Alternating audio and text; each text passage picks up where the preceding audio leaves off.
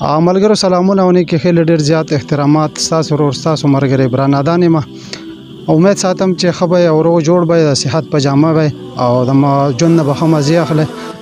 پروګرام د بیا راغلی یو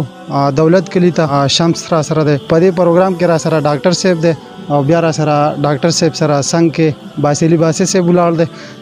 دا ډاکټر صاحب نه یو ښکلي غوندې کلامونه ریکارډ کو ډاکټر صاحب ته د پروګرام کې هرکلی ویم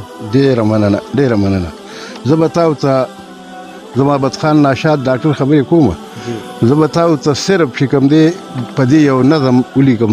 ووایم ما بدخان ناشاد صاحب چې بأي آلاء ربکما تکذبان په دې ما یو نظم لیکلی دی وی څه به دروغ ګڼې هر څیز ته خپل نظر وکړه سوچ په قدرتونو د الله ښه برابر وکړه پاس اسمان ته وګوره بې ستوري ودرولې دی ځمکه لکه فرشي موږ د پاره غوړولې دی نور سپوږمۍ په خپل مقرر وخت کې په رفتار کې دي کار د یو مالک دی نه د بل چا په اختیار کې دي او ښکاري ټول قدرت پکې لږ سوچ په بهروبر وکړه سوچ په قدرتونو د الله ښه برابر وکړه غرونه لکه میخ چې په ځمکه کې ټومبلي دي بره په دې غرونو دا ځنګل چا کرلی دي واورې پې ورېږي په دې پسې سپرلي راځي بیا د دې په وجه په موسم کې تبدیلی راځي او ای انسان فکر دی قدرت ته په هنر وکړه سوچ په قدرتونو د الله ښه برابر ګوره سمندر څه چې بیړی پکې رفتار کوي دې کې بیا ملکونه تجارت او کاروبار کوي هم پکې میان زموږ د رزق وسیله ده او دغسې روانه د قدرت دا سلسله ده نو دا نظام د چا دی صرف خیال په سمندر وکړه سوچ په قدرتونو د الله ښه برابر وکړه اونی بوټي ګوره مختلف د دې رنګونه دي هر یوه میوه کې بیا جدا جدا خوندونه دي او وګوره ګلونو ته رنګونه یې بې شماره دي څومره خوشبويي کوي دا زموږ د پاره دي او شته د دې مالک په دغه ذات باندې باور وکړه سوچ په قدرتونو د الله ښه برابر وی اونی بوټي ګوره مختلف د دې رنګونه دي هر یوه میوه کې بیا جدا جدا خوندونه دي او وګوره ګلونو ته رنګونه یې بې شماره دي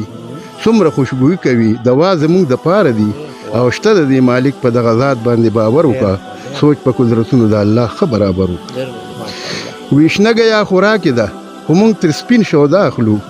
دغه ځناورو نه بېشانه موږ پیدا اخلو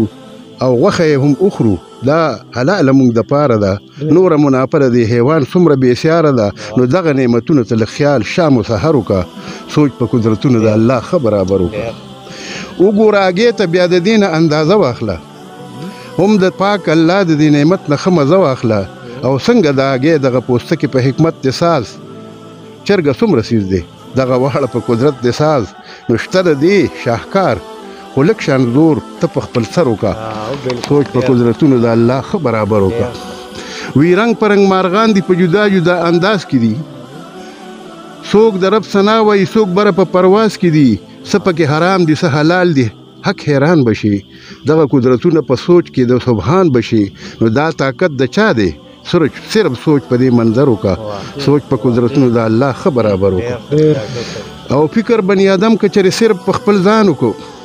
دغه قدرتونو ته که سوچ یې د منان وکړو نو ګوره هر اندام ته چې دا څومره قیمتي دی ټول خپله ډیوټي کوي کوم یو پکې زیاتي دی نو فکر دی خپل ځان ته انسان لر او بر وکړه سوچ په قدرتونو د الله ښه برابر وکړه یو دانه چې وکړي پیدا چې په څه ونشي دی د رب لوی شان ته به د عقل په سوچونه شي او دې ځمکې نه هر زی روح له رزق بیا پیدا شي څوک ژوندي کوي او څوک رخصت د دې دنیا شي نو ای انسانه دې عظمت ته سوچ د پاک اکبر وکړه سوچ په قدرتونو د الله ښه برابر وکړه دومره عقل چا ورکړی دغه لوی ساینسدان لدی بیا دغه طاقت ورکړی چا دغه انسان لدی نو بیا په خپل طاقت باندې چې څوک په تکبر شي نو زر الله ختم کړي هر څه زیرو زبر شي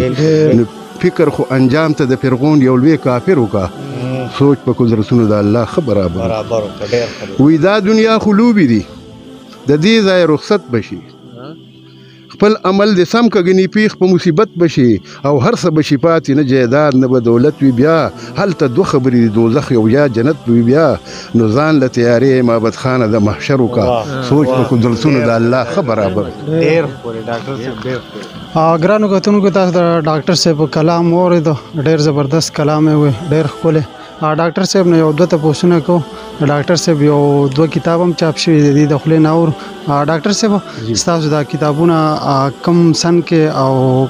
کم وخت کې لکه چاپ شوي دا یو په 2008 کې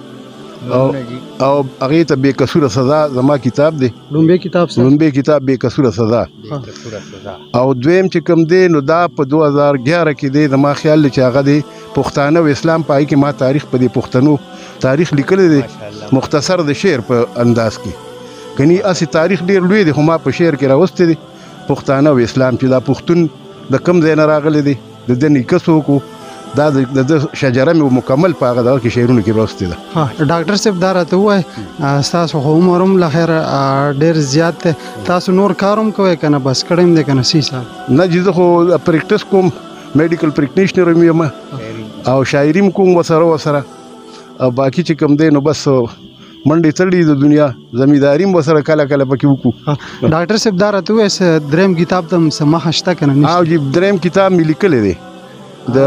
بېوسۍ ژوندون خو هغه لا چاپ شوی نه دی ان شاء الله چې زر تر زر چاپ شي